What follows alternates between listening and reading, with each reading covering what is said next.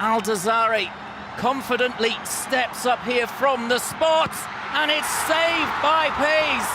He redeems himself with the save, and it's incredible scenes as it remains 1-1. Graham Arnold tinggalkan timnas Australia. Taktik Sintayong memakan korban. Kabar mengejutkan datang dari timnas Australia di tengah perjuangan menghadapi babak ketiga kualifikasi Piala Dunia 2026. Graham Arnold memutuskan mundur sebagai pelatih Socceroos usai melewati 2 laga dengan awal yang sangat buruk. Kami menghormati keputusannya dan sedih melihat Graham meninggalkan timnas Australia. Tulis laman resmi Football Australia. Keputusan mengejutkan diambil itu ketika pelatih itu setelah menelan kekalahan 0-1 dari Bahrain dan imbang 0-0 kontra timnas Indonesia. Kegagalan mengalahkan Indonesia itu membuat posisi Australia terancam di grup C putaran ketiga kualifikasi Piala Dunia 2026 zona Asia. Dia juga sudah menjadi korban untuk taktik Sintayong usai hasil buruk di kualifikasi Piala Dunia 2026. Sebelumnya, Philippe Toussaint juga direpak Vietnam usai dibantai 3 gol oleh Indonesia di babak kedua. Kini, FA Australia bergerak cepat untuk mencari pengganti Arnold, sebab mereka akan menghadapi 2 laga kandang dalam lanjutan Piala Dunia 2026 zona Asia pada 10 dan 15 Oktober mendatang. Arnold sendiri sudah menangani timnas Australia sejak Agustus 2018. Ia menggantikan Bert van Marwijk yang dicopot dari jabatannya usai hasil mengecewakan di Piala Dunia 2018. Sekarang kami fokus menemukan kandidat yang tepat untuk membangun skuad berdasarkan fondasi tim yang sudah dibangun Graham dan memimpin tim dengan percaya diri. James melanjutkan, federasi berupaya mendapatkan pelatih anyar sesegera mungkin karena waktu terus berjalan, sementara timnas Australia harus menjalani pertandingan di kualifikasi Piala Dunia 2026. Menurut James, kriteria pelatih baru timnas Australia yaitu harus memiliki visi yang sama dengan federasi yang dapat mengintegrasi dirinya sejalan dengan identitas tim. Graham Arnold adalah pelatih ternama yang menangani timnas Australia, menyatakan mundur dari skuad setelah timnya ditahan seri tanpa gol oleh timnas Indonesia. Pria itu mengaku keputusannya untuk meninggalkan posisinya itu sudah dipikirkan secara matang setelah skuadnya melawan Indonesia.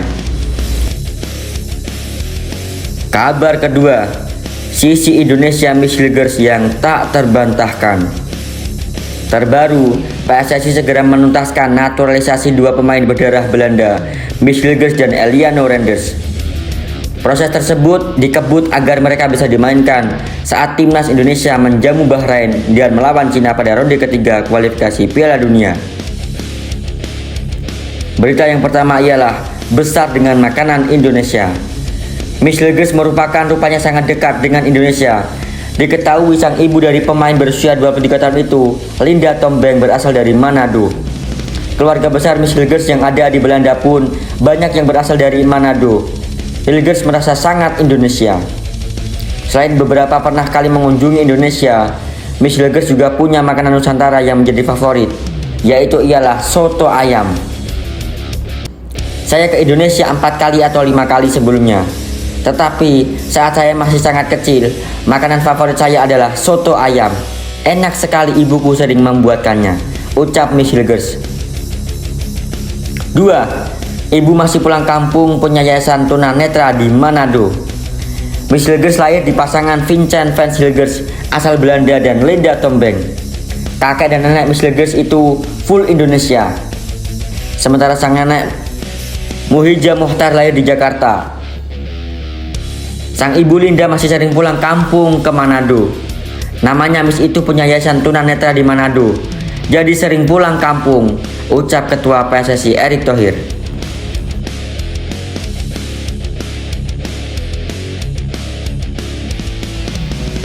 Tiga, nama akrab Hito. Misligers mempunyai nama akrab Hito, singkatan dari nama keluarga sang ayah dan ibu, Hilgers dan Tombeng. Ia pun mengenalkan nama itu kepada fans-fansnya melalui media sosial. Itu Hilgers Tombeng, ucap Miss Hilgers.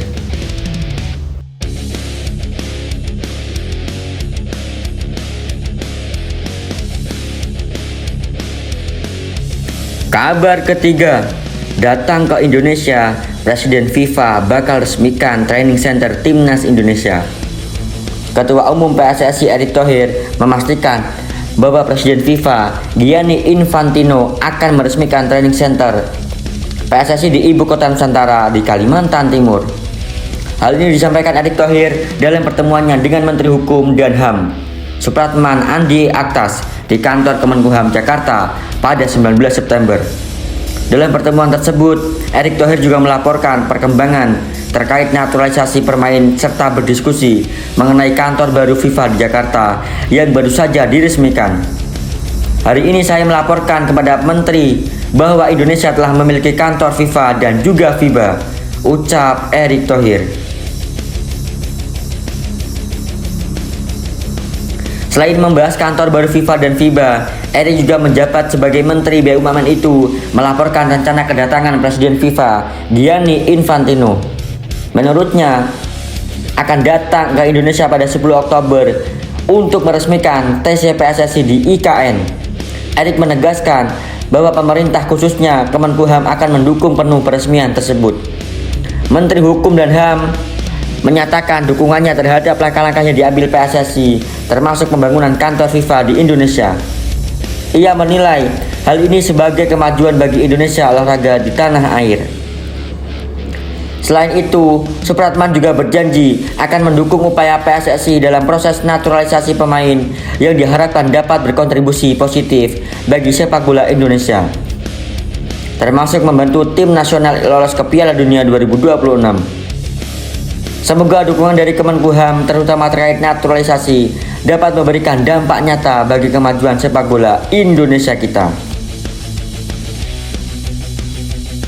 Kabar keempat, penuh tekanan supporter, Cina pesimis kalahkan Timnas Indonesia. Salah satu media Cina mengaku pesimis negaranya bisa meraih kemenangan atas Timnas Indonesia.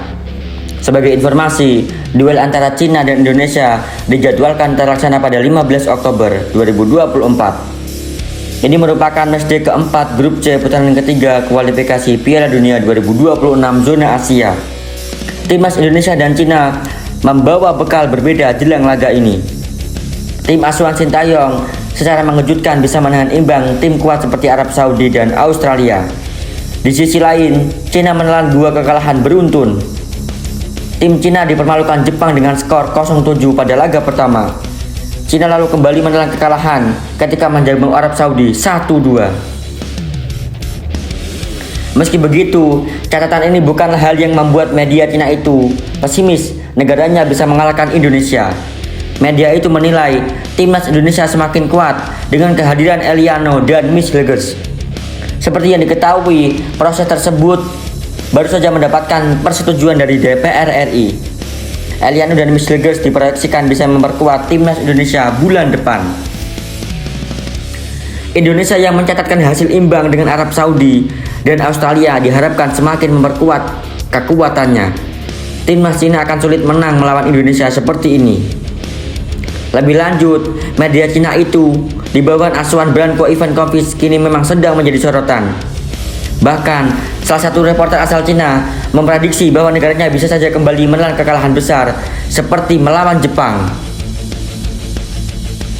Cina harus menghadapi Australia sebelum melawan timnas Indonesia.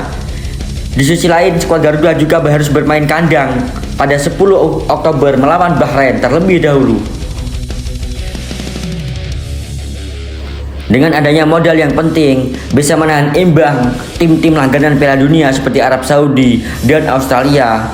Indonesia juga punya modal yang sangat berkualitas, yaitu dengan adanya loyalitas supporter tanah air yang bisa menggebu-gebu dan menguatkan, membuat mental jatuh timnas Cina.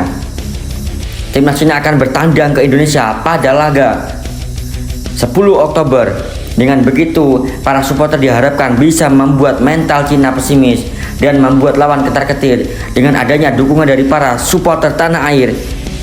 yang tidak dilakukan lagi loyalitas tersebut untuk mendukung timnas Indonesia.